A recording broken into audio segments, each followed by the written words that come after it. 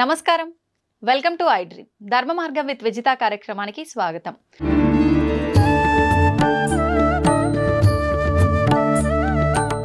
స్వామిజీ, ఇప్పుడు ఆహారం అన్నారు కదా, సాత్విక ఆహారం అని చెప్పి, అంటే మాంసాహారం తినే వాళ్ళు కూడా ఉంటారు. ఈ మధ్య కాలంలో అసలు మాంసాహారం తినాలని ఎక్కడ రాసి పెట్టలేదు. మాంసాహారం తినడం తప్పు, అది నిషేధం అని చెప్పి చెప్తున్నారు. మరి నిజంగా మాంసాహారం తినడం తప్పు అయితే మనకు కొన్ని ప్రాంతాల్లో దేవతలకే బలిచ్చి దాన్ని నైవేద్యంగా నివేదన చేసి తినే ఒక సాంప్రదాయం కూడా కొన్ని ప్రదేశాల్లో ఉంది.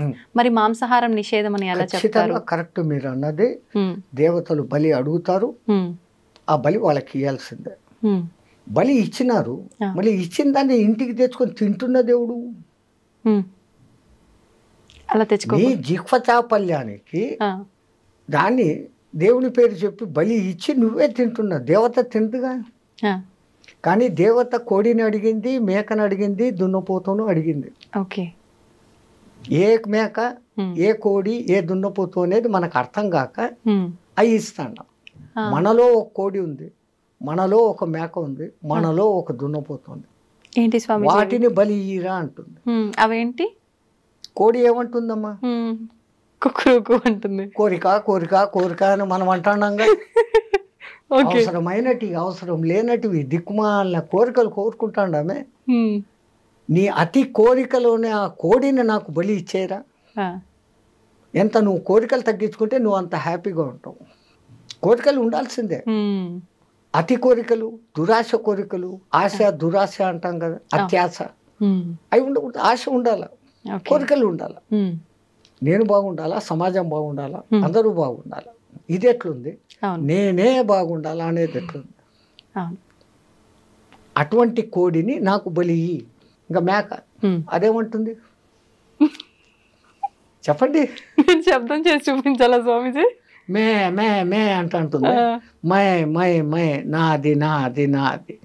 వామ్మో, ఇంత అర్థం ఉంది. నాది కాదురా, మనది మనది అనడం నేర్చుకో. నీలో ఉన్న ఆ నాది అని అరిచే ఆ మేకను నాకు బలి. ఇంకా మీ తెలుగులో అంటారు, దున్నపోతు మీద వాన కురిసినట్లు. అవును అవును. ఎవడు ఎట్లా పోతే పర్వాలే, ఎవడు మంచి చెప్పినా వినేది లేదు, నా దారి నాది. అవును, అదే బఫెలో అంటారు కదా దున్నపోతుని ఇంగ్లీష్లో. ఇప్పుడు మనం అందరం బఫెలోలమే. అంతే అంటారా? ఎందుకంటే బఫేలోకి పోయి డిన్నర్ చేస్తాం కదా. కరెక్టే కదమ్మా. ఆడ ప్లేట్ ఎత్తుకొని పిచ్చకాడలాగా కూరవి, పప్పువి, సాంబారు వేయి అని అడుక్కుంటా తినేది, నిలబడి నడుచుకుంటా తినేది. దున్నపోతులే కదా ఆ పని చేసేది. మనం ఏం చేస్తాం? శుభ్రంగా ఒక పీట కూర్చుని ఇంకో పీట ఎత్తుగా వేసి, భోజనానికి ఎత్తు పీట వేసి, మనం చాప మీద కూర్చొని దాన్ని 3 సార్లు సంప్రోక్షణ చేసి దేవునికి అర్పించి ప్రసాదంగా తింటాం. అది తినే పద్ధతి. అన్నం తినేటప్పుడన్నా ప్రశాంతంగా కూర్చోకుండా వాటితో మాటలు, ఈయనతో మాటలు, ఆడొక చెంచా ఈడొక చెంచా, ఏం తిండేది? మాకు టైం లేదు కదా. ఒకసారి అడిగాడు ఒక ఆయన, ఏం నాయనా ఇంత లేటుగా వచ్చినావు? బఫేకి పోయి వస్తున్నావు. అవును, నువ్వు బఫేల్లో పోయి వచ్చినావు, బఫేల్లో అయ్యి వచ్చినావు. ఏం స్వామి అన్నాడు. మళ్ళీ బఫేలో చేసే పని నువ్వు చేస్తాడు. అది పోతా పోతా గట్టి కనపడిందంటే తింటా పోతానే ఉంటావు. సో ఆ లక్షణాలు కావు నీలో ఉన్న ఆ అలసత్వము, అవికారత్వము. అటువంటి దున్నపోతు నీలో ఉంది. నువ్వు దున్నపోతు కాదు, మనిషివి. నీలో ఉన్న ఆ దున్నపోతుని మాకు బలి దేవతలు కొడతారు. వాళ్ళు కోరుకున్న అసలు బలి అది. మనం జిహ్వ చాపల్యానికి నోరై మసాలా పక్కింట్లో ఎవడో వండాడు, మనం వండాలి. ఇంకా కొంతమంది వాడి కోడికూర తినాలని ఉంది, ఇంట్లో తినకూడదు అని అన్నారంటే వాడికి ఆ రోజు పూనకం వచ్చేస్తుంది. అమ్మవారు నన్ను అడిగారు 2 కోళ్ళు ఇయ్యి అని. ఇంకా సచ్చినట్లు అమ్మవారు అడిగారు, కోళ్ళు ఇస్తారు. ఇచ్చినాడంటే వీడి ఇంటికి తెచ్చుకొని దాన్ని జుట్టు పీకి, కోడి పీకి, అది సచ్చేటప్పుడు అది ఎంత బాధపడుతూ వస్తుందో ఆ బాధే మనకి ఇప్పుడు శాపాల. ఈ దిక్కుమన్న కొత్త కొత్త రోగాలు, ఈ ప్రకంపనాలు, ఈ ప్రకృతి ప్రకోపాలు వచ్చేదానికి కారణం ఆ జంతు ఘోష.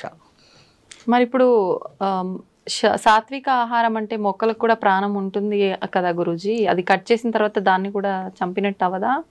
మేక కాలు ఇంచేసి కోసుకొని తిన్నాం, మేకకు మళ్ళీ కాలు వస్తుందా? రాదు. మీరు చెట్టు నరికేయండి, చిగురు వస్తుంది మళ్ళీ. దేవుడు మనకి ఇచ్చాడు ఇది.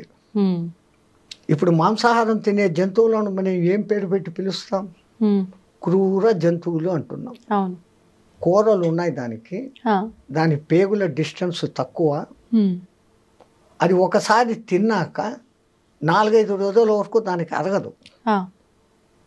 బాగా తిని నిద్రపోతున్న సింహం దగ్గరికి మీరు పోయినా అది మళ్ళీ మన మీద పంజా విసరదు. అది ఫుల్లీ సాటిస్ఫైడ్. దానికి ఆ తిండి దేవుడు ఇచ్చాడు. ఓకే. దాన్ని క్రూర జంతువు అని పిలుస్తుండవు. మరి నువ్వు తింటున్నప్పుడు నువ్వు ఎవడివి? నువ్వు క్రూరుడివే. అవును. రెండవది, మాంసాహారం వండేటప్పుడు దాంట్లో దిక్కుమాలిన మసాలాలన్నీ వేస్తారు, ఆ కంపు రాకుండా.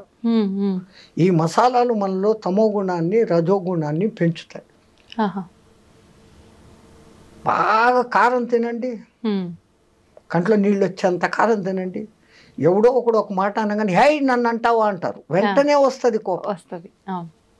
ఈ కోప ప్రకోపాన్ని, కామ ప్రకోపాన్ని పెంచేది కారణం మనం తింటున్న ఆహారం. తో మనకు దేవుడు ఈ కాయగూడ్లు, పండ్లు ఎన్ని ఇచ్చాడు. మీరు అన్నట్లు నిజంగా దాంట్లో కూడా ప్రాణం ఉంది, కానీ దాంట్లో మళ్ళీ చిగురించే శక్తి ఉంది. దీంట్లో అట్లా లేదు. అది ఒకసారి చచ్చిపోయింది, ఇంకా మళ్ళీ అది బతకదు అది. అయితే ఇప్పుడు మనం తీసుకునే ఆహార ప్రభావం వల్లే మనకు వచ్చే ఈ ఆరోగ్యానికి సంబంధించిన ఇబ్బందులు అనుకున్నాం కదా స్వామీజీ. మరి ఇప్పుడు చాలా వరకు మనం చేసుకున్న కర్మలను బట్టే మనకు ప్రతిదీ వస్తుంది అంటాం కదా. అంటే కొంతమంది ఎటువంటి ఆహారం తీసుకున్నా కూడా మంచిగా ఉన్న వాళ్ళు ఉంటారు, అన్ని రకాలుగా మంచి పూర్తి హెల్తీ ఫుడ్ తీసుకున్న వాళ్ళు కూడా అనేక రకాల ఇబ్బందులకు గురవుతుంటారు. వాళ్ళ కర్మలను బట్టి ఉంటుంది. ఓకే. గత జన్మ కర్మానుసారం వాళ్ళకి ఏం జరగాలనో అవి జరుగుతుంటాయి. ఓకే. అయితే స్వామీజీ ఇప్పుడు ఈ రోజు పేపర్లో మీరు చూసి ఉంటారు, యాంటీబయాటిక్స్ ఎక్కువగా ఇస్తున్నారు జంతువులకు, అవి త్వరగా గ్రో కావాలని, ఎక్కువ బరువు తూగాలని. అవి ఆ బయోటిక్స్ దాని మాంస కణాలలోకి చేరి మనం తింటున్నప్పుడు ఆ యాంటీబయాటిక్స్ మనకి నెగటివ్ రోగాలు తెచ్చేదానికి కారణభూతమైతాండాయని సైంటిస్టులు చెప్తాండారు. ఓకే. ఓకే. అంటే మాంసాహారం తినకుండా ఉండడమే ఉత్తమం. సరే, ఒక్కటి మీకు మాంసాహారం ఇష్టమే, ఆ జంతువులు తిన్నట్లే మేకను పులి తిన్నట్లే పచ్చి తినండి ఒకసారి. అమ్మా, అలా ఎలా సాధ్యపడుతుంది? బస్ హోగా, వెగటు పుట్టేస్తుంది ఒక్కసారి పచ్చిది మీరు తినగలిగినారు. ఒకవేళ 1/2 కిలో తిన్నారు అంటే 3 రోజులు అనారోగ్యంతో బాధపడతారు. It will not digest. దాన్ని చండాలంగా ఉడకబెట్టి దాంట్లో ఏందేందో మసాలాలు వేసి మిగిలితే మళ్ళీ ఫ్రిడ్జ్లో పెట్టి 2వ దినం వేడి చేసి ఇట్లాంటి ఫుడ్లన్నీ తినడం మూలంగానే మన మెటబాలిజం, టైం క్లాక్ అన్నీ దెబ్బతింటారు. కొన్ని ప్రాంతాల్లో పచ్చి మాంసం తినే మానవులు కూడా ఉన్నట్టుగా మనం చూస్తున్నాం. వాళ్ళు హ్యాబిచ్యువేటెడ్, వాళ్ళకు తరతరాలుగా వాళ్ళ జీన్స్ అది ఉంది. ఓకే. మనము తరతరాలుగా భారత రామాయణ కాలాల నుంచి ఆ ఋషిమునులు అందరూ కూడా సాత్వికాహారమే. అంతెందుకమ్మా, ఇప్పటికిప్పుడు భూమి మీద నీళ్లలో కాదు, నీళ్లలో తిమింగలాలు ఉంటాయి, భూమి మీద ఉండే అత్యంత బలమైన ఎత్తైన జంతువు ఏది? ఏనుగు. ఇంకా రెండోది ఖడ్గమృగం. అది పరిగెత్తా వచ్చి ఒక వ్యాన్ గుద్దిందంటే వ్యాన్ 3 పల్టీలు కొట్టి ఎగిరిపోతుంది. ఆ 2 తినేటి ఏంటి? గడ్డి. బలము తినే మాంసాహారంలో లేదు. కాయగూరలలో ఉన్నంత విటమిన్లు, ఖనిజాలు, లవణాలు మాంసాహారంలో లేవు.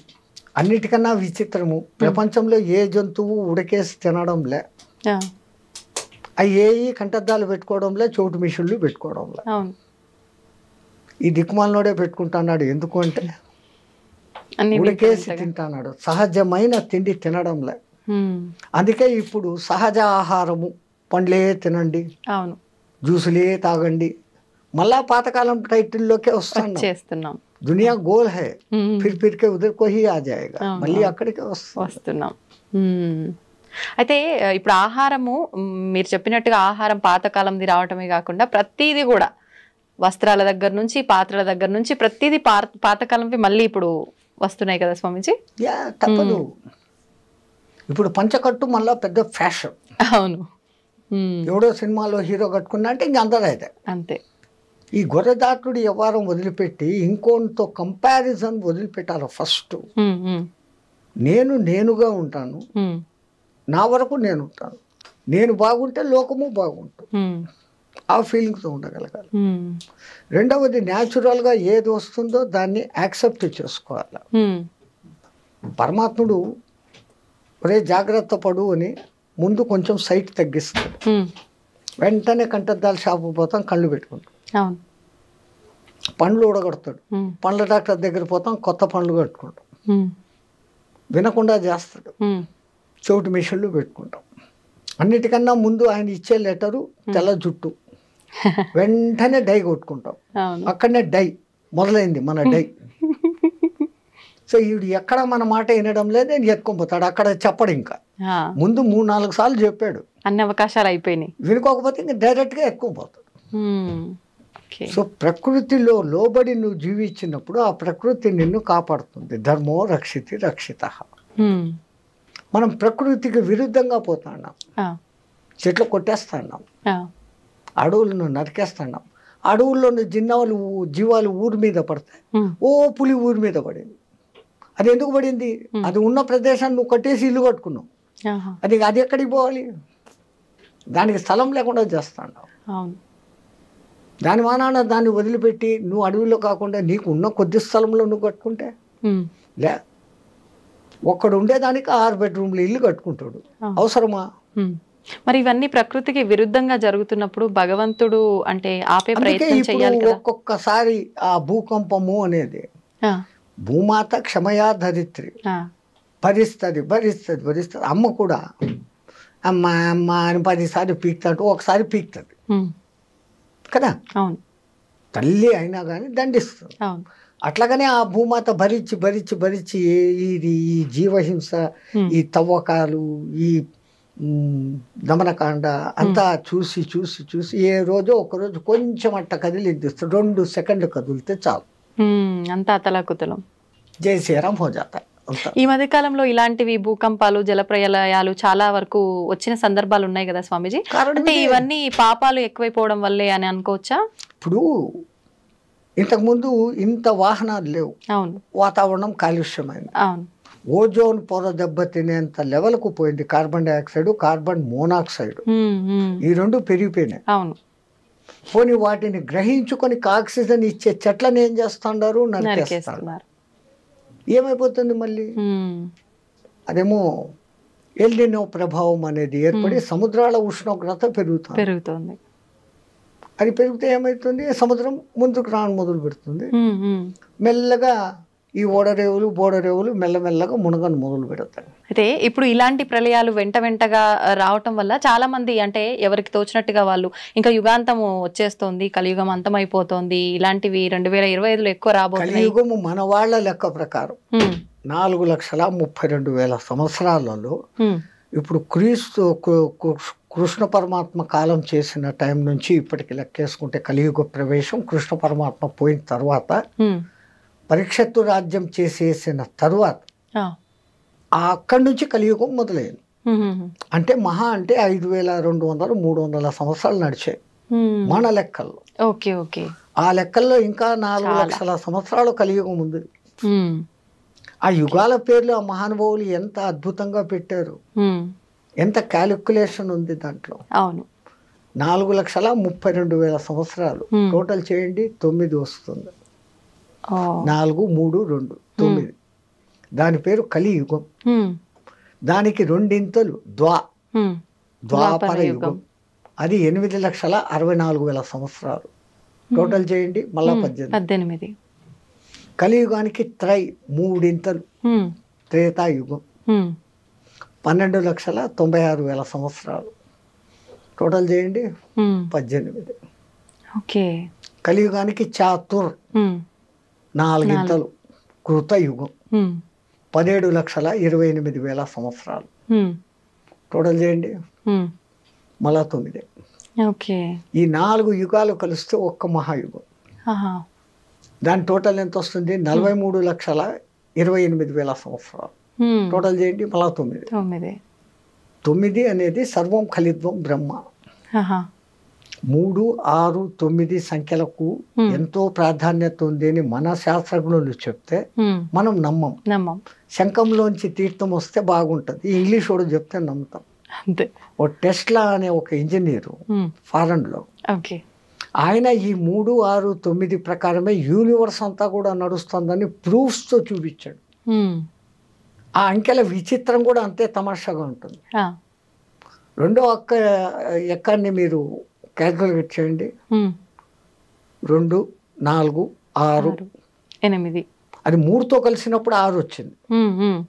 2 3 6, 2 4 8, 2 5 10, మళ్ళా 1, 6 20, 2 6 12, మళ్ళా 3తో కలిసింది, 3తో వస్తుంది. ఇట్లా ఏది చేసినా కానీ 3, 6తో కలిసినప్పుడు ఏ సంఖ్య అయినా కానీ మళ్ళీ దాంతో మిక్స్ అవుతుంది. అది కానప్పుడు అది వివిధ సంఖ్యలను చూపిస్తుంది. 1 నుంచి 9 వరకు అంకెలేసి 3ను రౌండప్ చేయండి, 6ను రౌండప్ చేయండి, 9ను రౌండప్ చేయండి. మిగతాటి క్యాలిక్యులేషన్ చేస్తే ఈ 3, 6, 9తో కలిసినప్పుడు అది ఆ సంఖ్యను చూపిస్తుంది. మిగతాటప్పుడు అంతా తమ ఇండివిజువల్ నెంబర్స్ చూపిస్తుంది. 3 3 9, 3 4 24, మళ్ళీ 6, అది అంతా 3 6 9 చూపిస్తుంది. ఇంకో సంఖ్యను చూపించట్లే. అట్లాగనే 6వ ఎక్కను తీసుకోండి, 6 2 12, 3 6 3 18, 9, అవే రిపీట్ అవుతాయి. ఇంకా 9వ ఎక్కం అయితే మీరు ఎంత పెద్ద సంఖ్యని హెచ్చవేసి దాన్ని సింగిల్ డిజిట్కు తెస్తే ఇట్ విల్ బికమ్ 9. సర్వం ఖలిద్వం బ్రహ్మ, అంతా బ్రహ్మలో కలిగిపోతుంది అనే దానికి ఆ సంఖ్య సూచకం. సర్వం ఖలిద్వం బ్రహ్మ. అందుకే నవవిధ భక్తి మార్గాలు అని, నవగ్రహాలు. అసలు మన వాళ్ళు జపమాల 108 పూసలు ఉండాలి, అర్ధమాల 54 పూసలు ఉండాలి, నక్షత్రమాల 27 ఉండాలి. ఏది చెప్పినా కానీ 9.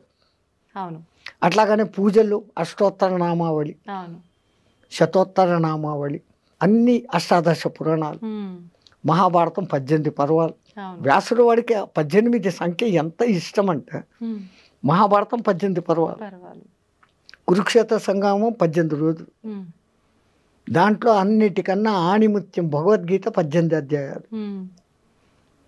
కురుక్షేత్రంలో పాల్గొన్న అక్షోహిణుల సంఖ్య 18, ఈ దిక్కు 11, ఈ దిక్కు 7 అక్షోహిణులు, 18 అక్షోహిణుల సైన్యం. అక్షోహిణి అంటే కూడా మళ్ళీ 9 వస్తుంది.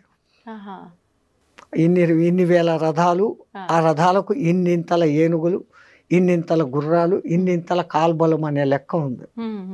ఆ లెక్క తీసుకుంటే మళ్ళీ అదంతా కూడా 9. ఆఖరికి మహాభారతం యుద్ధం అయిపోయినాక మిగిలిన మహాయోధులు కూడా 9 మందే. అంటే ఇదంతా ఒక ప్రణాళిక ప్రకారం జరుగుతుందా Swamiji? Universe moving along the calculation of 369. మీరు ఆయన టెస్లా గారి పుస్తకాలు రెఫరెన్సులు చూసి మీరు వచ్చింది కదా ఇప్పుడు ఈ గూగుల్ దాంట్లో చూసినారంటే ఆయన దాని గురించి ఇచ్చిన వివరణ బ్రహ్మాండమైన వివరణ. ఈవెన్ పిరమిడ్ నిర్మాణంలో కూడా 3 6 9ల కనెక్షన్ ఉంది. అంతెందుకు మన శ్రీచక్రం, అమ్మవారి శక్తులు 5, అయ్యవారి శక్తులు 4, 5 4 9. అసలు గురుపూసలు 108 పెట్టి ఒకటి గురుపూస అని పెడతారు, జపం చేస్తామంట. చేస్తే ఏమొస్తుంది అని అంటారు. ఇప్పుడు మన బతుకులంతా ఎక్కడుండాయి? 27 నక్షత్రాల్లో ఉన్నాయి. ఒక్కొక్క నక్షత్రానికి 4 పాదాలు, 27 × 4 108. మనం 12 రాశుల్లో 9 గ్రహాల మధ్య బతుకుతాను. ఒక గురువు దగ్గర సరైన మంత్రదీక్ష తీసుకొని జపం చేస్తే నీ రాశి దోషాలు, నక్షత్ర దోషాలు, గ్రహ దోషాలు పోతాయి అనే దానికి ఆ సంఖ్యను పెట్టి ఆ అర్థంతో పెట్టినారు. అయితే ఇప్పుడు ఎవరికి తోచినట్టు వాళ్ళు ఇప్పుడు ఇలా వీడియోల రూపంలో ఎవరైనా చెప్పింది పట్టించుకొని ఆ మంత్రం కానీ శ్లోకం కానీ ఎవరికి వారంటే పలానా ప్రాబ్లంకి ఈ మంత్రం పారాయణ చేయండి, జపం చేయండి అని చెప్తూ ఉన్నారు. అలా ఎవరికి వాళ్ళు చేసుకుంటున్నారు గురు ఉపదేశం లేకుండా. అది నిజంగా ఫలిస్తుందంటారా స్వామీజీ? దాని ఫలితం చాలా లేట్ అవుతుంది.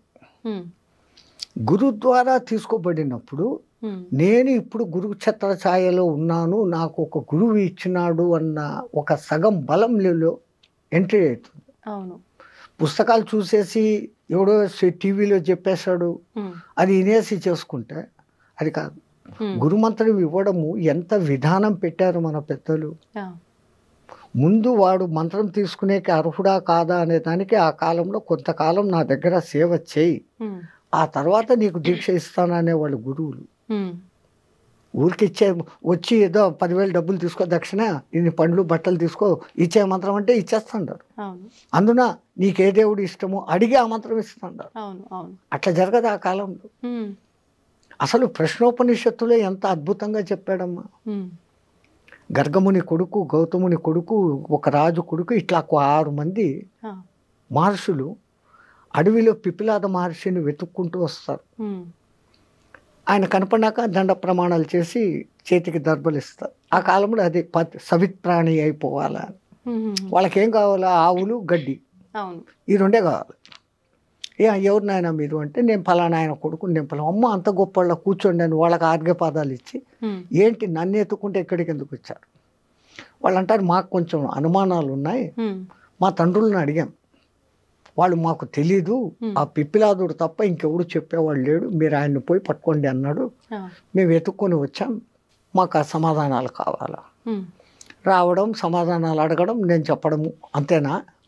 గురు శిష్య సంబంధం లేకపోతే కాదు. కొన్నాళ్ళు నా దగ్గర సేవ చేయండి, ఆ తర్వాత మీ అనుమానాలు ఏదో అడగండి.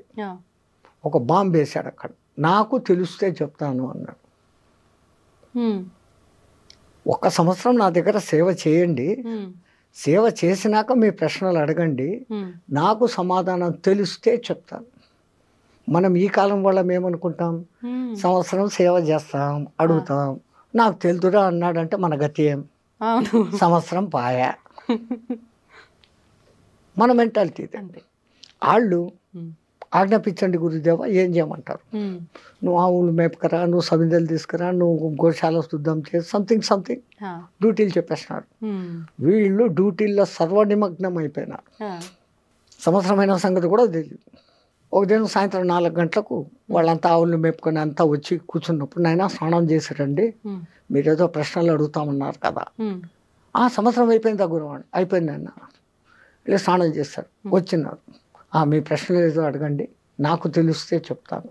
మళ్ళీ మొదటిది, వీడు అసలు నా దగ్గర పనిచేసే అర్హుడా కాదా, ఈ సంవత్సరంలో వాని మెంటాలిటీ ఏంటి, వాని మనోక్షేత్రం శుద్ధమైందా లేదా.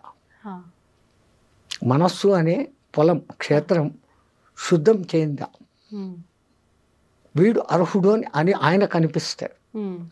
అప్పుడు అంటాడు. కానీ రెండోసారి నాకు తెలిస్తే చెప్తాను అని చెప్పడం, నాకే తెలుసు అన్న గర్వం ఎవరికి ఉండకూడదు.